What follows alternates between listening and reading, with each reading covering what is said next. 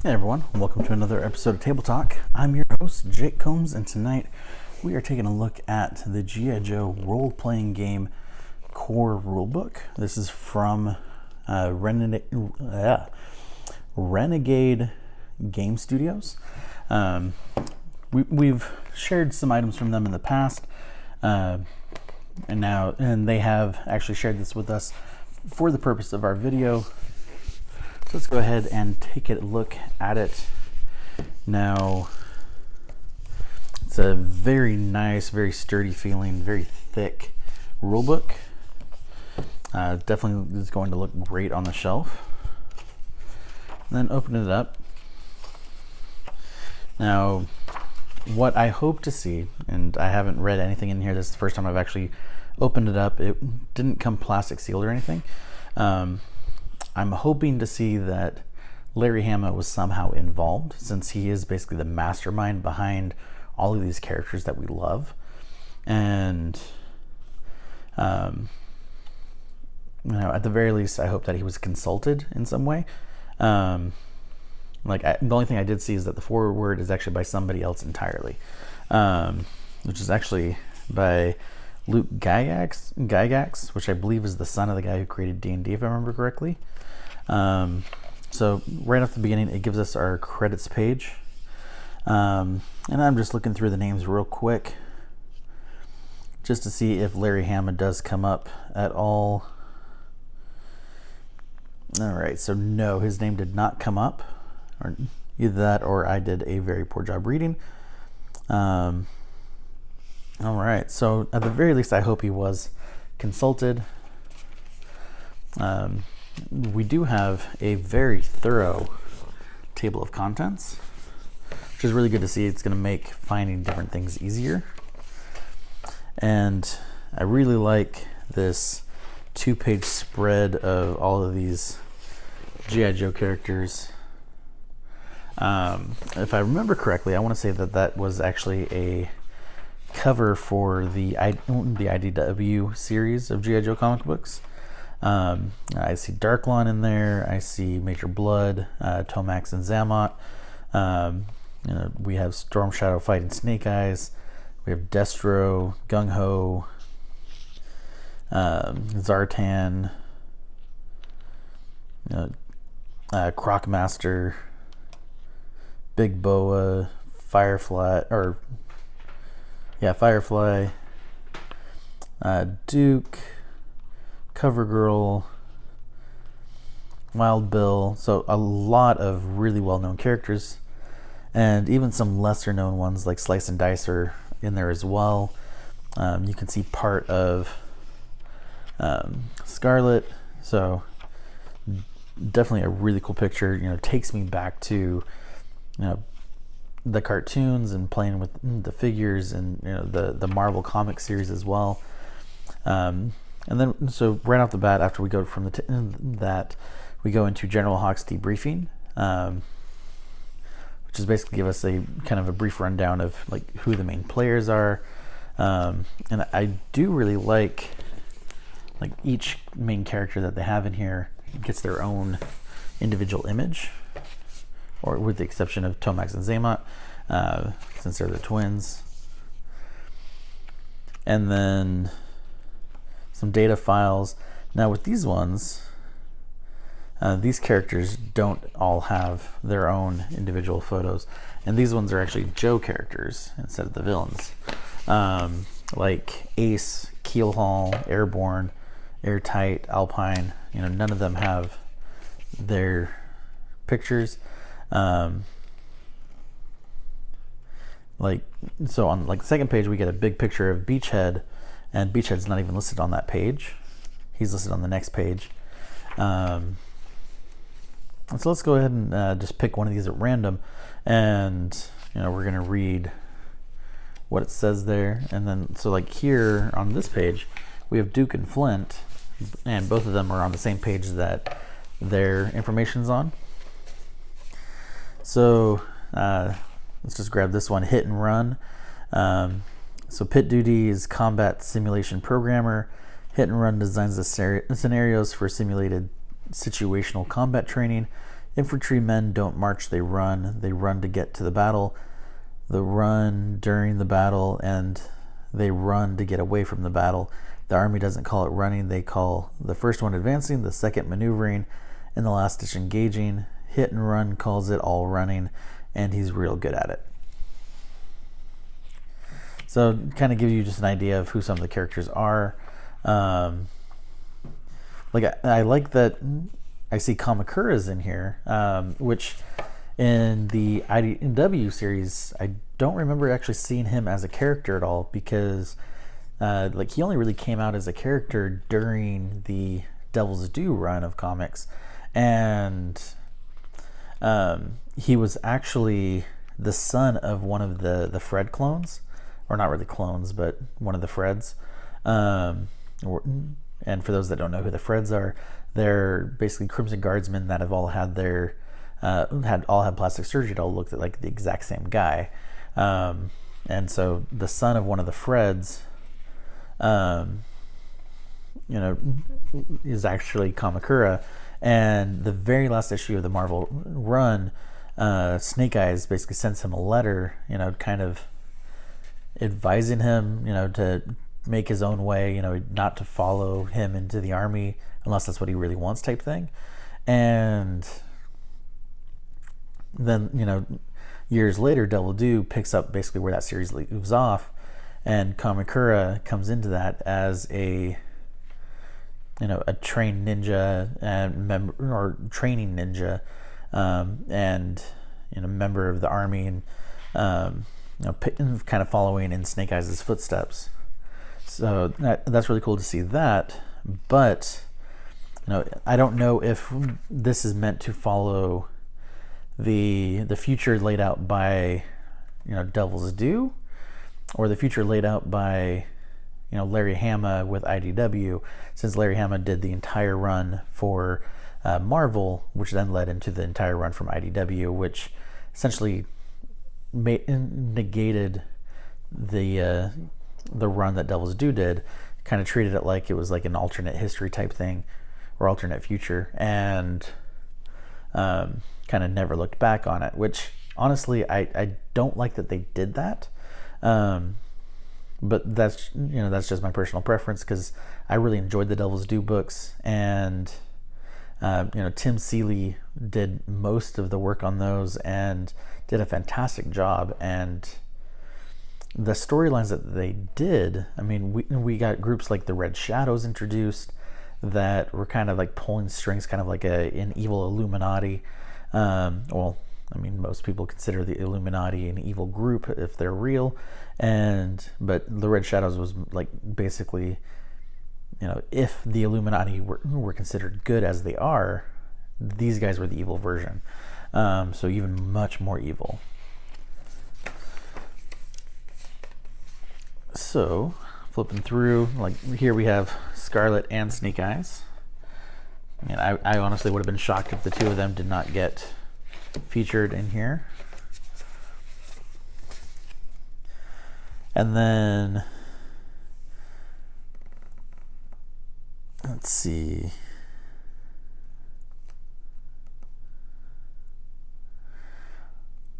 So we get a section that says, "Now you know what about my favorite Joe," and kind of gives a brief description that they narrowed down the roster down to 80, and there's over 500 unique characters in the G.I. Joe franchise, between toys, cartoons, and comics. And so basically it's all the ones that have been considered A-listers.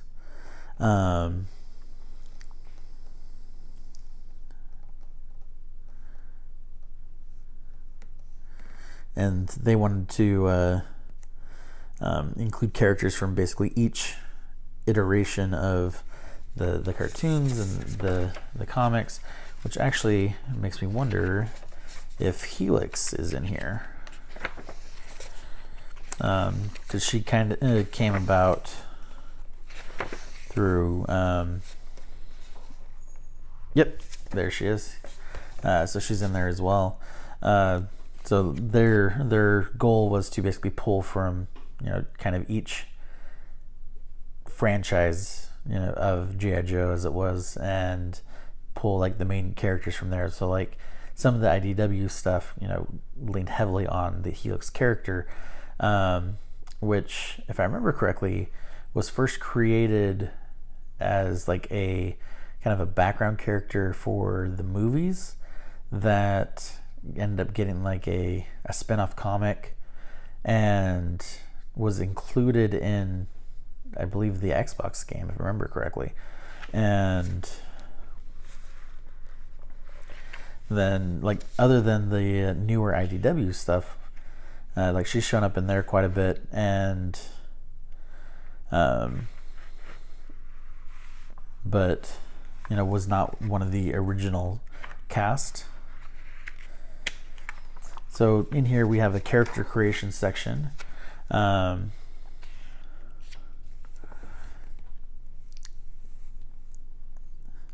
Let's see.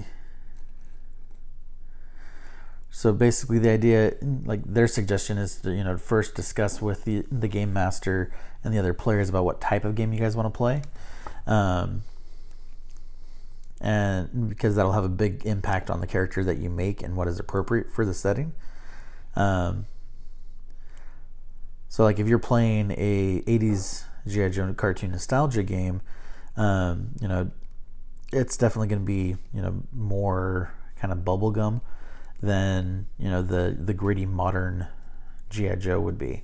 Or lore heavy focused game about the struggles between the Arashikaji clan, and Snake Eyes and Storm Shadow specifically. So,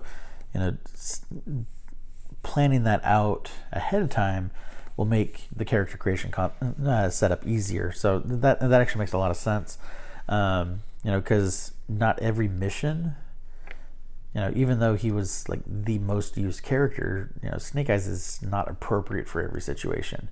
You go into a situation where, it's going to be a lot of hacking and stuff, you're going to want somebody like Mainframe. If it's going to be a situation that requires, dogfighting skills, you're going to want to Ace, or Wild Bill, depending on, what vehicles are at hand. And, so, having a ninja there is not always the best choice.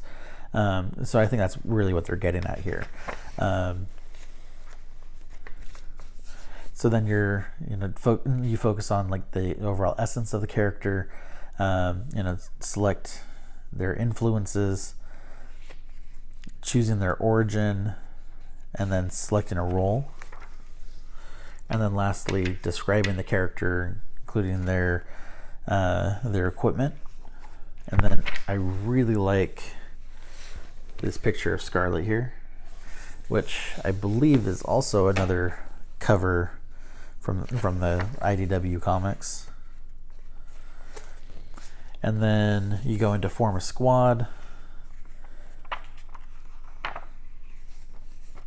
and then start playing. And then of course you're going to interact with some of the classic characters as well. So like under the influences section, you have, depending on like what type of character you have, like if you're an adventurer, you're going to interact more with Alpine, Outback, and Sidetrack. If you're more of a small town roots type person, you'd probably interact more with Bazooka and Gung Ho. And then I honestly, in there, I would consider probably Roadblock as well, because he's more of a family man, cooks and things like that. So I think he would fit in there as well. But obviously, when playing a role-playing game, you don't have to, do everything exactly by the book. You can, homebrew as well, and kind of mix and match characters based on all of that lore that's out there. And if you're as well versed in G.I. Joe as I am, you're going to have a lot to pull from. If you remember the cartoons from when you were a kid and haven't really gotten into it, but this is your first time coming back into it, you're not going to want to do something super lore heavy because you're not going to know all of it. And so you're probably going to be more interested in like the nostalgia stuff. And so there might be things that work better for one type of game but not for another. And then we go into the different overall class influences. And so like it has Roadblock down as an artisan, and there's some artisan bonuses that you can get. And actually we have a picture of Mercer here. Let's take a look and see if Mercer's in here. Yep, there he is on page 23. So somebody with a checkered past, because he used to work for Cobra. And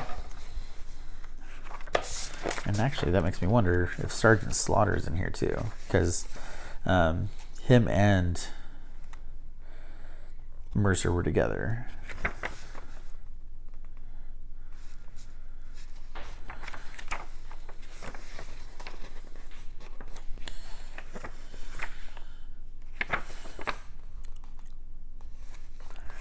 All right, so no, Sergeant Slaughter is not in here, but I mean, obviously, again, with home brewing, you can definitely bring him into it if you wanted to.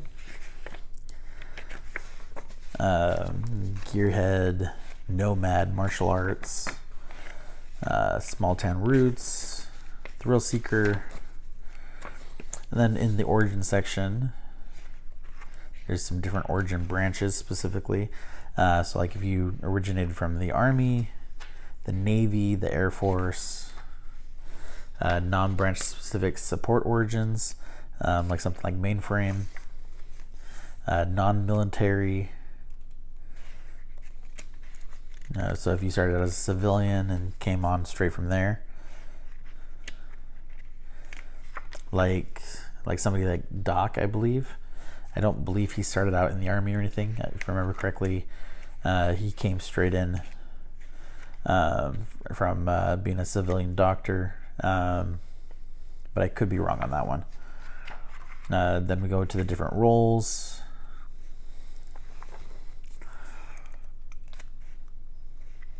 So Commando, Infantry, Officer,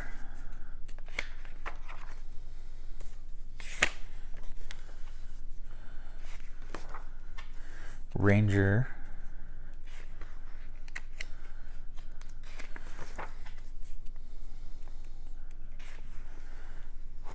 Renegade. Oh, I can't remember that guy's name. If any of you guys know this guy's name, I know he was one of the Roughnecks with Mercer and Sergeant Slaughter, but I really can't remember his name. I mean, obviously I can look it up just by looking at the Roughnecks and getting their names, and I'll remember exactly once I see it listed. But before I have to resort to that, if any of you guys know it, please put it in the comments for me. Definitely would love to find somebody that knows. And then also, if you guys want to talk G.I. Joe in the comments, by all means, pick my brain, share, what your favorite comic or episode was.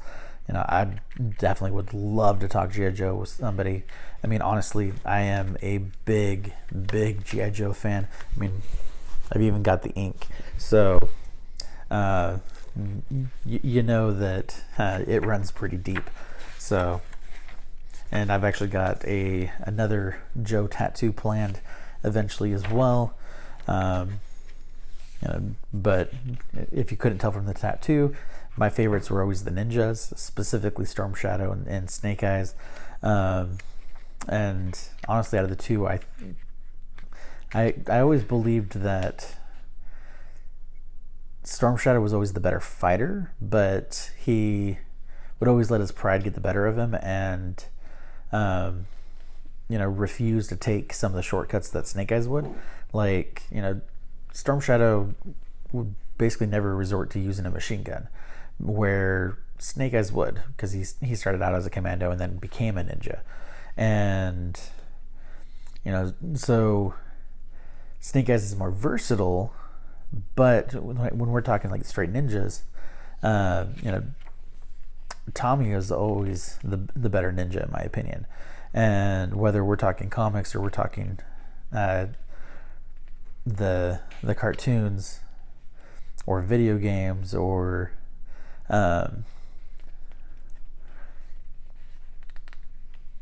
I'd say the movies as well. Definitely have a lot to pull from, but he was always my favorite. And honestly, I always thought that the characters from the Cobra side were always a lot more interesting, especially the dreadnoughts. And so like the tattoo I have planned is going to be the Cobra logo, but that's one of those things that I have other tattoos planned that I want to get first, and that one's a lower priority. But it is still on my list. I'm 40 right now, and I still want to get a GI Joe tattoo. So, again, it tells you how deep my love for this franchise goes, and so really looking forward to getting in here and playing the game.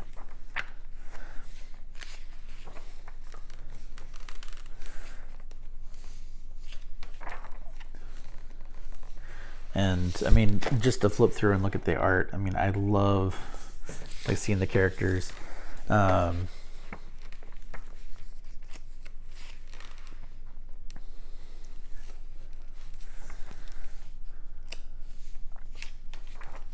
actually makes me want to go back and start rereading the comics again, just because they are so awesome.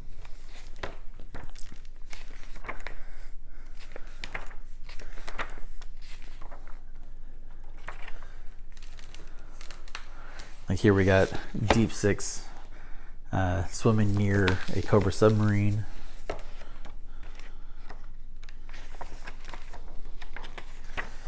And honestly, looking at it, like we're just flipping through, like we're barely halfway through the book. There is so much stuff in here, different weapons, different equipment, different vehicles. So like the attention to detail is way higher than I honestly expected for this game. They definitely are pulling a lot into this, and was not expecting them to do it that deep. So right now I'm looking at the combat section. Here we have Storm Shadow fighting Scarlet.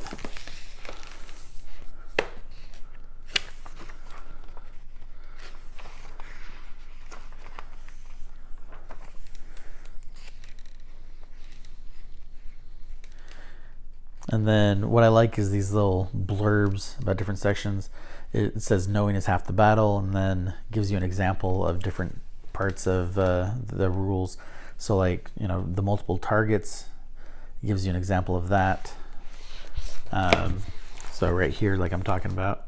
And so in this example, it's talking about Lady J, how she rushes toward the edge of the roof of the collapsing building to make her zipline escape, only to find 2 injured Cobra Vipers who escaped earlier, cutting her off. And she has the option to attack up to 3 targets with her submachine gun, and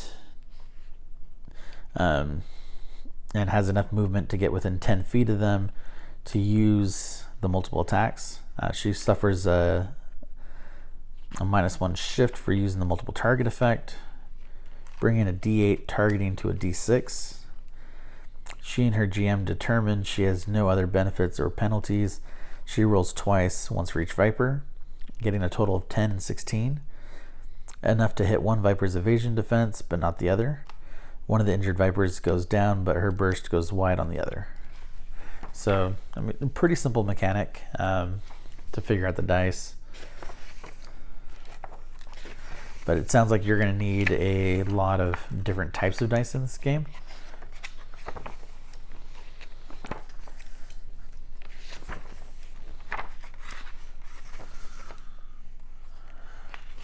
And we have an exploration section.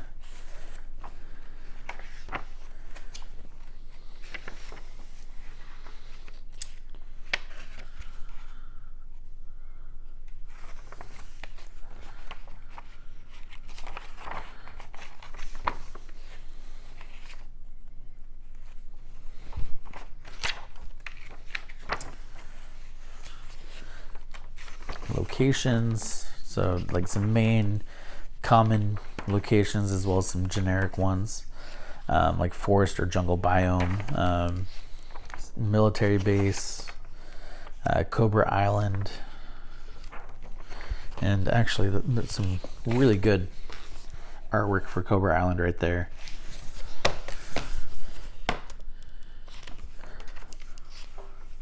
And then overall threats. So we go into like the main bad guy section. So Cobra High Command, starting with Cobra Commander. And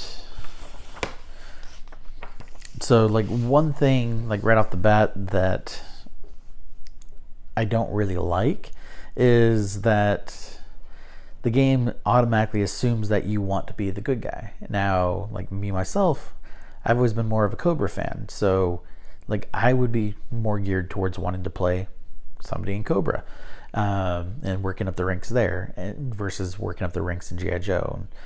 But you know, it still appears to be, at my glance, a well-developed, you know, system. It's just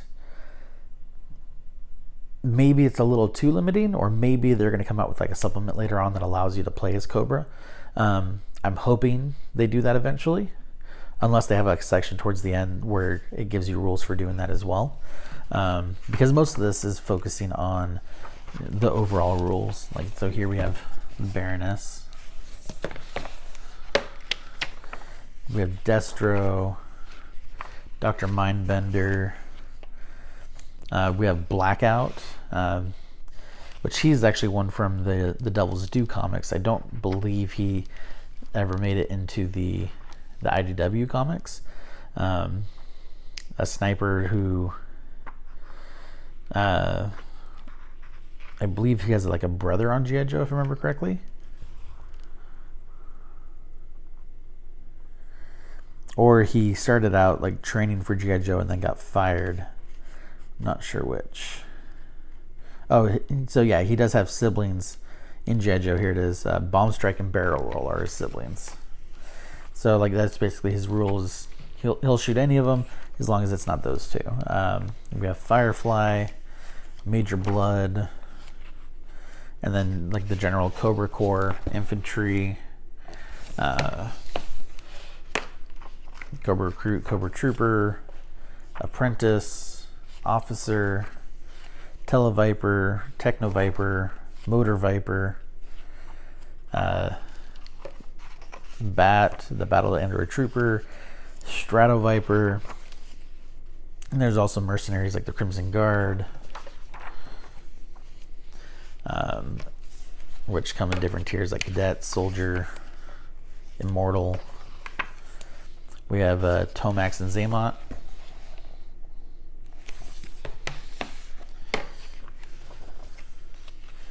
We have the Dreadnoks.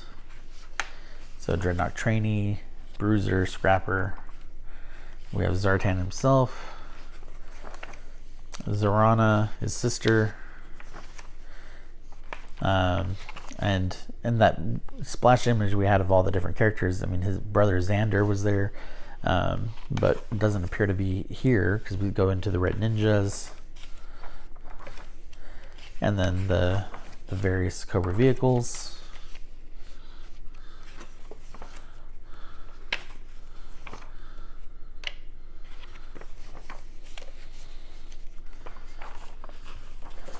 Like we have the Moray.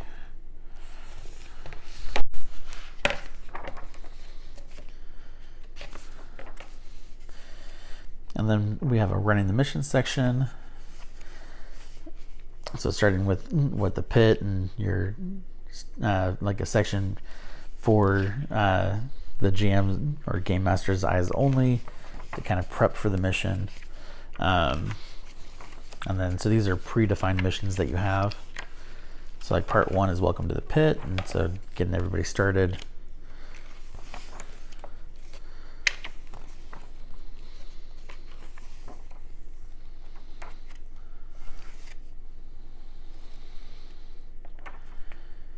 And then lastly, the index section, and then a notes section. Now,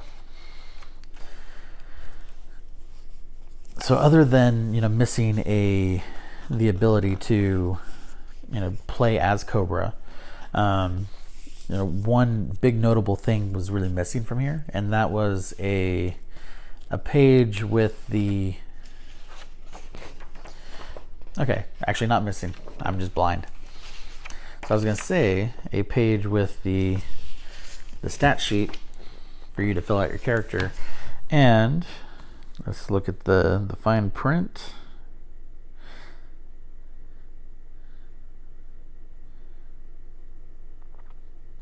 Okay, so it says all rights reserved, so it does not actually give you permission to print it or to copy it, which is really quite odd. Because typically, like most companies, they don't want you cutting up the book. They want you to have the ability to make a copy, print them out, and so hold on to your copies. So I'm hoping in that case that Renegade has maybe a PDF file where you can print out those sheets whenever you need them. Maybe even allow you to create a digital version, so that way it's not all marked up by pen or pencil as far as the name and that stuff goes. So maybe something like that. Now, do they have that? I don't know. I haven't actually gone to their website. I wanted to go into this completely blind, see it with fresh eyes. So that way, none of it was, things I'd seen before. So that way I didn't gloss over anything for you guys. And so that's one thing I'm definitely going to look at. But looking at it, looking at the structure, looking at how they've set it up, definitely are a lot of good bones to this for sure. A lot of great attention to detail, a lot of really cool stuff pulled together. So I'm definitely looking forward to this. It looks like it's going to be a lot of fun. But again, if you have one of those characters that you want to involve in the game that is not in their list, obviously, if you're the GM, you can, as well as, if you wanted to interact with one of those characters as a player, as long as you discuss that with your GM ahead of time, that's definitely within the realm of possibility as well. So a lot of really cool stuff. Thank you to Renegade Games Studios for sharing this with us.